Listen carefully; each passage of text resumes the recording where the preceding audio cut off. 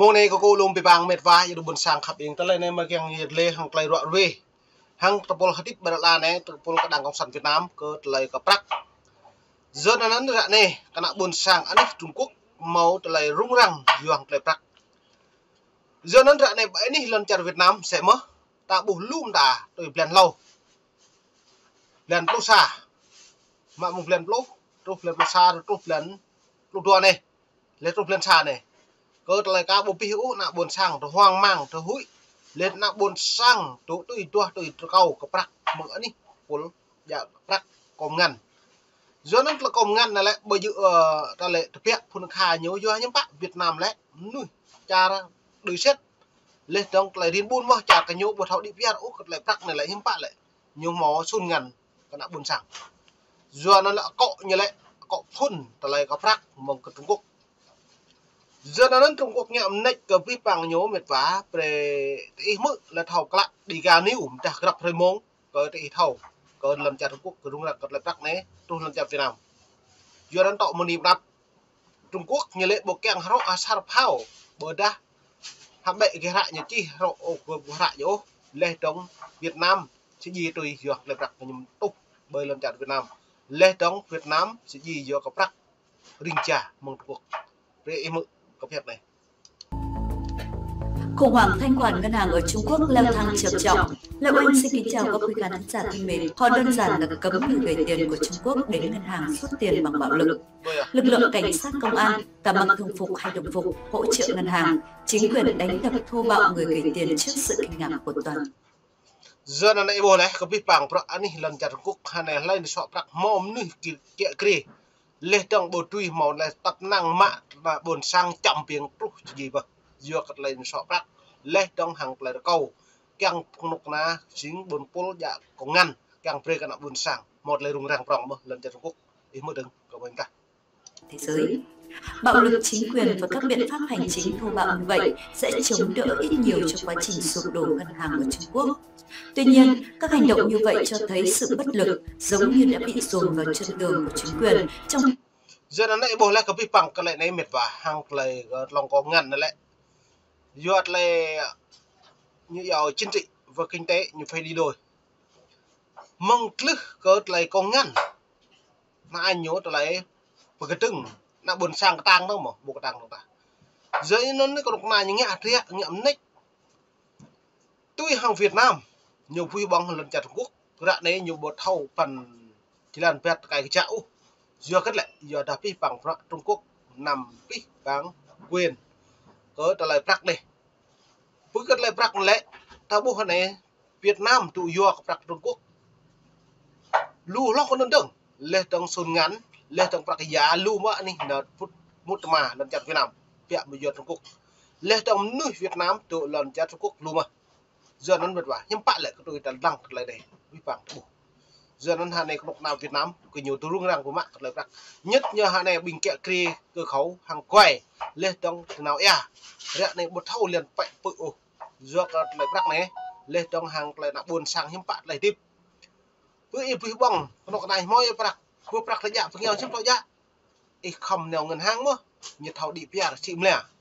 với đây nào ngân hàng im bạn thì hủy mà ngân hàng tôi lại lúc chế có prak tôi anh đi lần chặt quốc đây sẽ lần chặt Việt Nam như SCB này ngân hàng Việt Nam SCB nó lại vừa hàng lấy của prak nó mất lấy trong mua hàng này trong tụ ngân hàng như là Agribank tụ hàng này là những bao trì hàng này là một tháng cái bạc lại vừa trục trặc ngân hàng mà vừa có lại rung răng có prak mà dân là ít thâu ngân hàng Agribank nó lại tao biết bằng tôi ý bộ ít nere bộ tư đây mà túi nhận lên túi mạng giờ nó mang trong nước đích màu lễ chặt ngoài nước bài cháy giờ nó được vải giống bắt vẹn vô cật lại phát Trung Quốc như một mà lần chặt ở Việt Nam lên tướng SCB này do cật lại phát mà nó buồn sang nhận đã sát tí đã thọ tí đã lau tí đã pa tí ở nẹo rạc nó nạ buồn sang nó ngút nín bọc lên cật lại ngăn phát này càng lại tiếp bộ mộ giờ nó ta cặp bộ thằng mày đặt về Iran rồi lần chặt Quốc mà rung răng lại phát này việc giải quyết khủng hoảng thanh khoản ngân hàng. Nói cách khác, họ không còn đủ tiền và công cụ tài chính để xử lý khủng hoảng thanh khoản ngân hàng đang lan rộng. Các biện pháp bạo lực và hành chính cho thấy sự ta bốc vì bằng front này nhiều lại phát ra nó mạng nè com nhớ bộ màu cực nó hiếm bạ ở đoạn này bởi này Trung Quốc máu lại bắt tay lên tương bình ngân hàng một thuê bình sỏi đèn đông lên nó căn được gang cái trăm viên đồng ta buộc giờ nó vất vả giờ nó lại này ta buộc rung răng prong hàng ta lại pro mạng lên tương hàng công na lên tương hàng Việt Nam hàng này như ngạ lum này bây giờ xa cái Trung Quốc có trúc vậy lần chặt Việt Nam lấy một đảng cộng sản Việt Nam lại nhưng một lại rung prong tạo một niệm đã buộc vừa vừa mang lấy rác vừa mang lấy tip vừa mang lấy cala đã buộc vất vả đấy các người đừng mình đã bất lực này rất rõ ràng. Quả thực khủng hoảng thanh khoản ngân hàng đang lây lan rộng sang.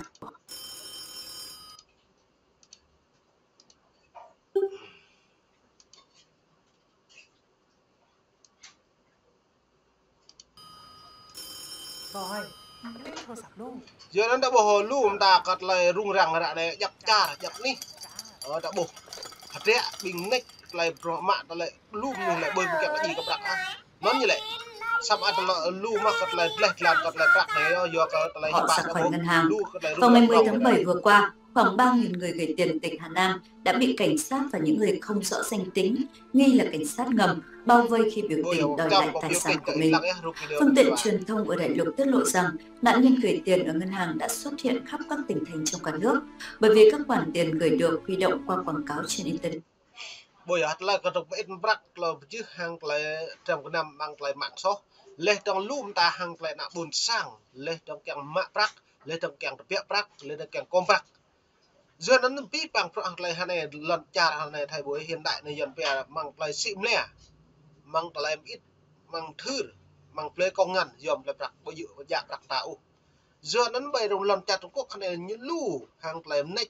tập năng ấy buộc lấy dọa tài khoản hàng này lại nhiều dọa lù hàng này là sau vật khẩu là khâu lùm ta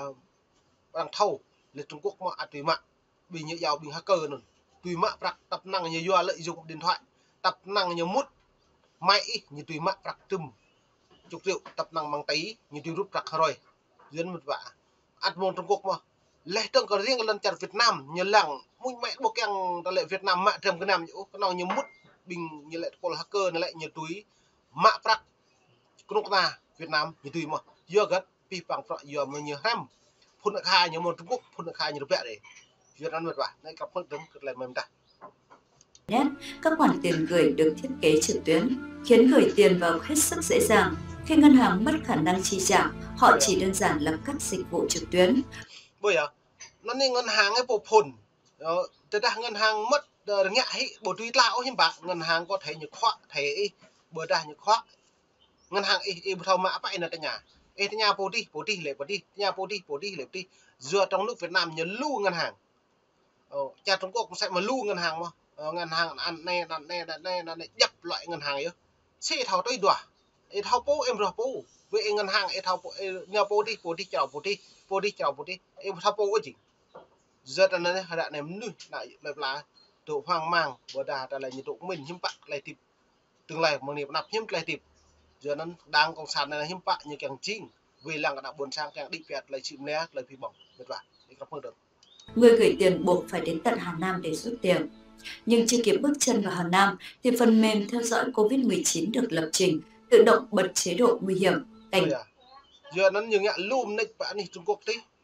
cả bộ phận nước đặc xăm bạc là nhớ giàu là Covid nó lại bồ tùy nào do nguy hiểm giờ lại rất nguy hiểm lại bị bằng nách cái lúc là cái nhập bồ với một Việt Nam cả cái mà Việt Nam như bạn Việt Nam nhục họa thế tập nắng nhố lực ấy bồ tùy mạng là can túy cái nhà lời cờ lại hạ mà lấy mã bạc này dương tùy ngân hàng SB này lên trong tiếp theo trong một niệm nạp một lại rung răng prong cật lại có ngàn nhớ bút ma cật lại có ngàn bạc chả ngao tiền tệ hàng tiến Trung Quốc cái này chúng ta bổ lùm ta việt và chúng ta cặp lăng tăng hàng lại rung răng báo đỏ để buộc họ không rời khỏi nhà đi rút tiền. Bản thân ngân hàng tỉnh Hà Nam cũng không mở cửa, không phục vụ rút tiền trực tiếp tại quầy. Nếu đây là ở một quốc gia khác, một ngân hàng như vậy đã phải phá sản sau một đêm. Nhưng đây là Trung Quốc, nơi không có nền kinh tế thị trường, chỉ có quyền lợi của chính quyền và giới tinh hoa của Đảng Cộng sản Trung Quốc được hệ thống công an. giờ đây bồi à vi bằng hàng lại tươi giờ một phun lệ khả tôi đã cha làm căn tươi giờ gật giờ đã phun đã khá một đại chính phủ như tắm nhấp rơi càng cắt bạc cana buồn sáng ấy bồi lại này lại giờ đã lùm nuôi một mà có nhất như nào bạn đi lần chả Trung Quốc của Việt Nam mà nào lù lệ trong nuôi Trung Quốc một mà Việt Nam lù mà nó nhiều ngạ cháu là ảnh hưởng của vi bằng nó mùa này ni vi bằng để gà niu đã gặp thấy mông gặp đại đã buồn sáng càng thâu gặp lấy rung nắp hàng lấy con na con sán Việt Nam vượt Trung Quốc giờ gặp lấy prak hàng lấy tiếp gặp thấy mông ni là bạn này rồi